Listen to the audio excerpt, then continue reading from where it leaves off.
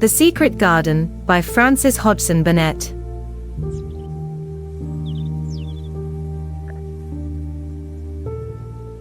Chapter VIII. The Robin Who Showed the Way. She looked at the key quite a long time. She turned it over and over, and thought about it. As I have said before, she was not a child who had been trained to ask permission or consult her elders about things. All she thought about the key was that if it was the key to the closed garden, and she could find out where the door was, she could perhaps open it and see what was inside the walls, and what had happened to the old rose-trees. It was because it had been shut up so long that she wanted to see it. It seemed as if it must be different from other places, and that something strange must have happened to it during 10 years. Besides that, if she liked it, she could go into it every day and shut the door behind her, and she could make up some play of her own and play it quite alone, because nobody would ever know where she was, but would think the door was still locked and the key buried in the earth. The thought of that pleased her very much. Living, as it were, all by herself in a house with 100 mysteriously closed doors, and having nothing whatever to do to amuse herself, had set her inactive brain to working, and was actually awakening her imagination. There is no doubt that the fresh, strong, pure air from the moor had a great deal to do with it. Just as it had given her an appetite, and fighting with the wind had stirred her blood, so the same things had stirred her mind. In India she had always been too hot and languid and weak to care much about anything, but in this place she was beginning to care and to want to do new things. Already she felt less contrary, though she did not know why. She put the key in her pocket and walked up and down her walk. No one but herself ever seemed to come there, so she could walk slowly and look at the wall, or rather at the ivy growing on it. The ivy was the baffling thing. Howsoever carefully she looked, she could see nothing but thickly growing, glossy, dark green leaves.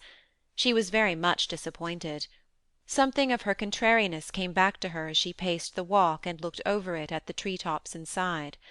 It seemed so silly, she said to herself, to be near it and not be able to get in. She took the key in her pocket when she went back to the house, and she made up her mind that she would always carry it with her when she went out, so that if she should ever find the hidden door she would be ready. Mrs. Medlock had allowed Martha to sleep all night at the cottage, but she was back at her work in the morning with cheeks redder than ever and in the best of spirits. "I got up at 4 o'clock," she said.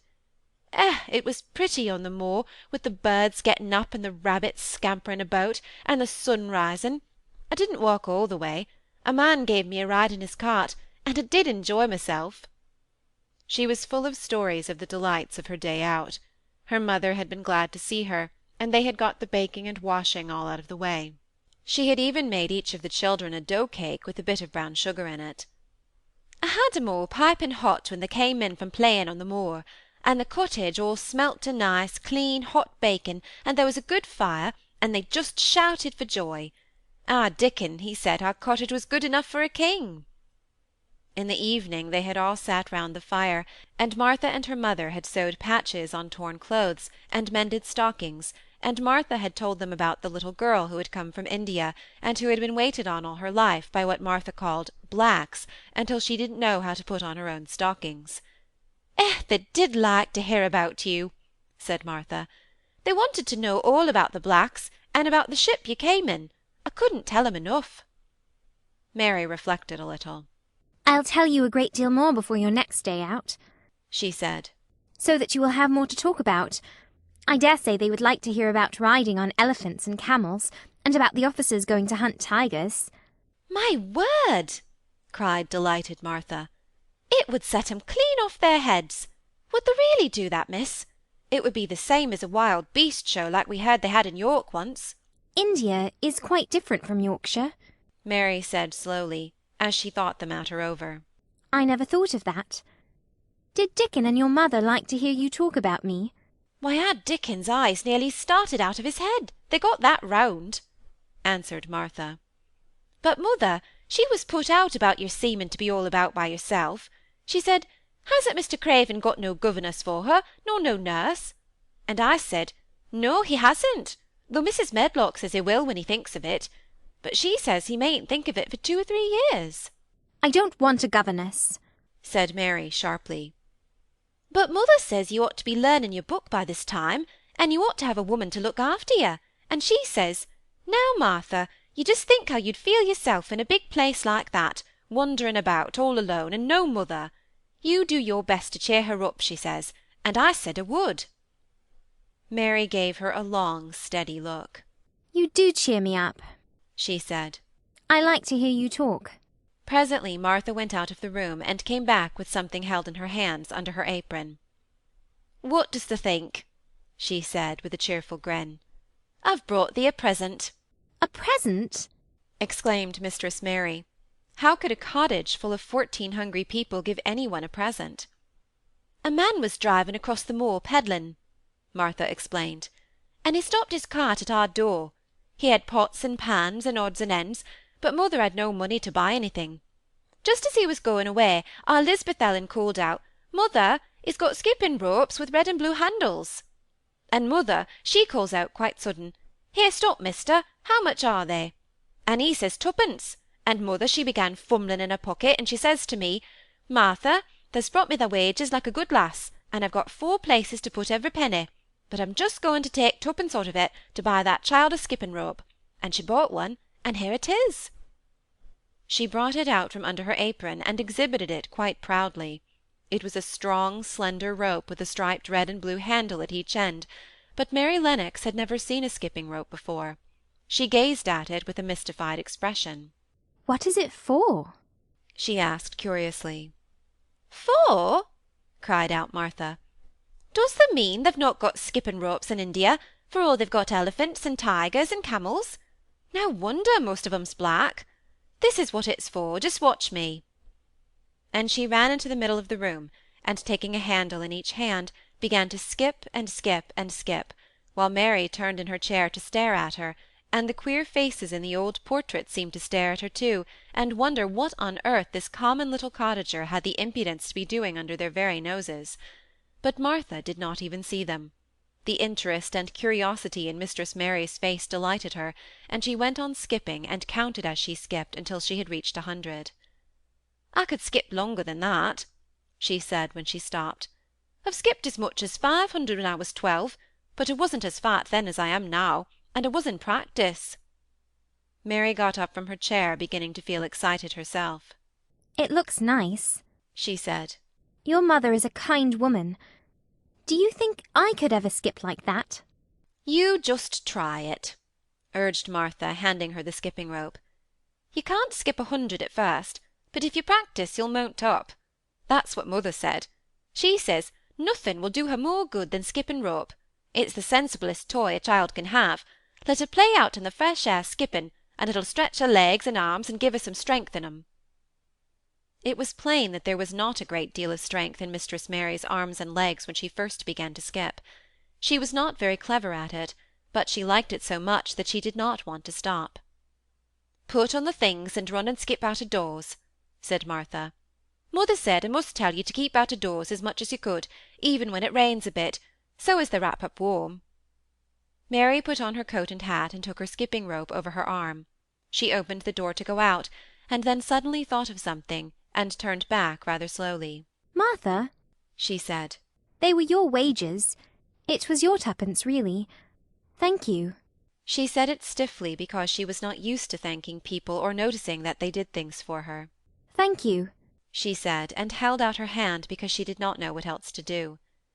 Martha gave her hand a clumsy little shake, as if she was not accustomed to this sort of thing either. Then she laughed. Thou'rt a queer old womanish thing, she said. If thou'd been our Lisbeth Ellen, thou'd have given me a kiss. Mary looked stiffer than ever. Do you want me to kiss you? Martha laughed again. Nay, not me, she answered. If thou was different, perhaps thou'd want to thysel', but there isn't. Run off outside and play with the rope. Mistress Mary felt a little awkward as she went out of the room. Yorkshire people seemed strange, and Martha was always rather a puzzle to her. At first she had disliked her very much, but now she did not. The skipping rope was a wonderful thing. She counted and skipped and skipped and counted until her cheeks were quite red, and she was more interested than she had ever been since she was born. The sun was shining, and a little wind was blowing, not a rough wind, but one which came in delightful little gusts and brought a fresh scent of newly turned earth with it. She skipped round the fountain garden, and up one walk and down another. She skipped at last into the kitchen garden, and saw Ben Weatherstaff digging and talking to his robin, which was hopping about him. She skipped down the walk toward him, and he lifted his head and looked at her with a curious expression. She had wondered if he would notice her. She wanted him to see her skip. "Well," he exclaimed. "upon my word, perhaps thou art a young un after all, and perhaps thou'st got child's blood in thy veins instead of sour buttermilk. Thou'st skipped red into thy cheeks as sure as my name's Ben Weatherstaff. I wouldn't have believed I could do it." I never skipped before, Mary said. I'm just beginning. I can only go up to 20. "Keep on," said Ben. "Thy shape's well enough at it for a young un that's lived with heathen. Just see how he's watching thee." Jerking his head toward the robin. "He followed after thee yesterday. He'll be at it again to-day. He'll be bound to find out what the skipping rope is. He's never seen one, eh?" Shaking his head at the bird. "Yeah, thy curiosity'll be the death of thee sometime, if thou doesn't look sharp." Mary skipped round all the gardens and round the orchard, resting every few minutes. At length she went to her own special walk, and made up her mind to try if she could skip the whole length of it. It was a good long skip, and she began slowly, but before she had gone half-way down the path she was so hot and breathless that she was obliged to stop. She did not mind much, because she had already counted up to 30.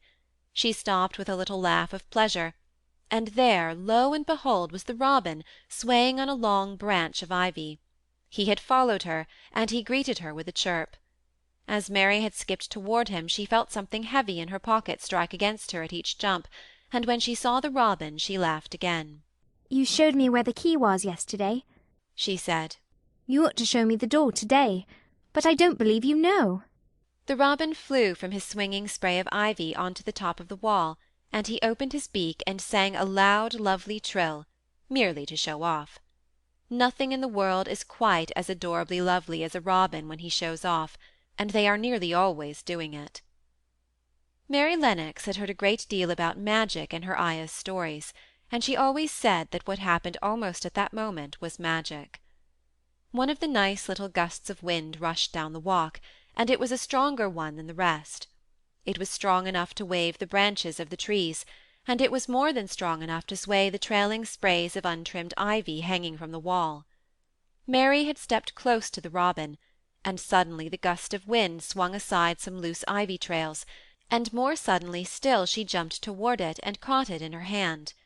This she did because she had seen something under it, a round knob which had been covered by the leaves hanging over it. It was the knob of a door. She put her hands under the leaves and began to pull and push them aside.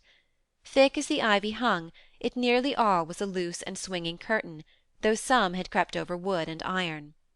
Mary's heart began to thump, and her hands to shake a little in her delight and excitement. The robin kept singing and twittering away and tilting his head on one side, as if he were as excited as she was. What was this under her hands which was quite square and made of iron, and which her fingers found a hole in? It was the lock of the door, which had been closed 10 years, and she put her hand in her pocket, drew out the key, and found it fitted the keyhole.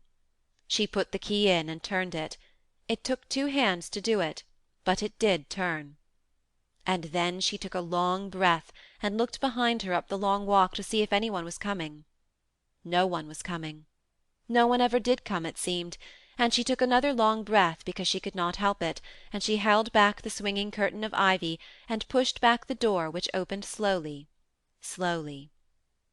Then she slipped through it and shut it behind her, and stood with her back against it, looking about her and breathing quite fast with excitement and wonder and delight. She was standing inside the secret garden. This is the end of chapter 8, and quite a chapter it was. Mary has finally found the garden of our title. Just to recap, earlier in the chapter, Martha has come back to Misselthwaite with stories from cottage life. You know she likes to talk, so of course she would tell her family much about Mary.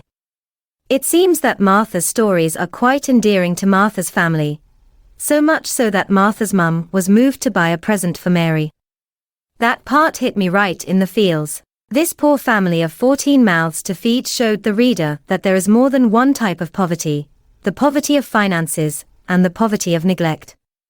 Mary doesn't quite know how to thank Martha for the skipping rope, and she awkwardly does so with a formal gesture, rather than kissing her, which is the more common thing for a child to do. Mary goes skipping out into the garden, and she runs into Ben Weatherstaff and the robin. Old Ben humorously comments that Mary doing childlike things must mean that she does indeed have a child's blood in her veins and not sour buttermilk. As Mary continues to skip down the path with the robin beside her, a gust of wind moves a portion of the ivy growing on the stone wall. Beneath the ivy is a door, which Mary unlocks with the key she unearthed the day before. At the end of the chapter, Mary finds herself in the secret garden. Next time, we will be reading chapter 9, The Strangest House Anyone Ever Lived In. If you enjoy this audiobook, please leave a like and subscribe. Thank you.